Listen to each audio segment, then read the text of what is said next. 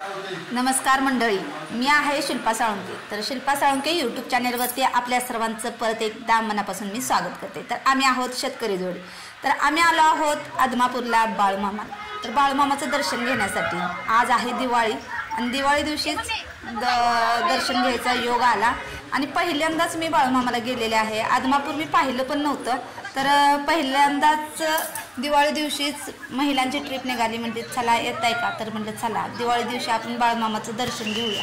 तर गर्दी बघा किती आहे, खूप गर्दी आहे आणि देवदर्शनाला पण बराच वेळ जाणार असं वाटतंय, कारण की गर्दी बघू शकता तुम्ही किती आहे आणि बरेच लोक इथं झोपले त्या, कारण की रातचा प्रवास करून आल्यानंतर झोप काय आवर।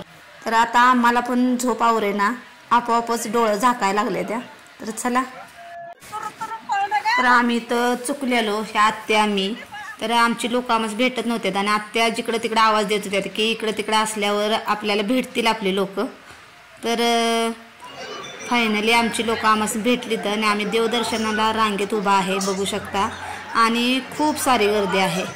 इथंच आम्हाला 2 ते 2.5 तास गेले रांगेत उभा राहायला। नंतर आम्ही बाळूमामाचं दर्शन घेतलं आणि बाळूमामाचं दर्शन घेतल्यानंतर एवढं छान वाटलं, खूप छान वाटलं, मन प्रसन्न झालं।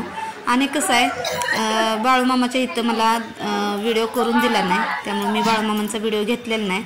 आणि आमचं देवदर्शन झाल्यानंतर आमच्या सर्व महिला म्हणल्या चला चहा नाश्ता करूया, कारण की आम्ही रात्रीचं जेवण करून तिथनं निघालेलो, तर आता पहाटेच्या 5 वाजले त्या।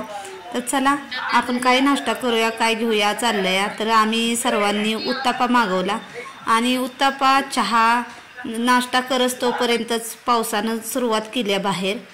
तर पावसामध्ये खायला खूप छान वाटतंय, बाहेर पाऊस पडतोय आणि आम्ही उत्तापा गरम गरम खायला लागलोय।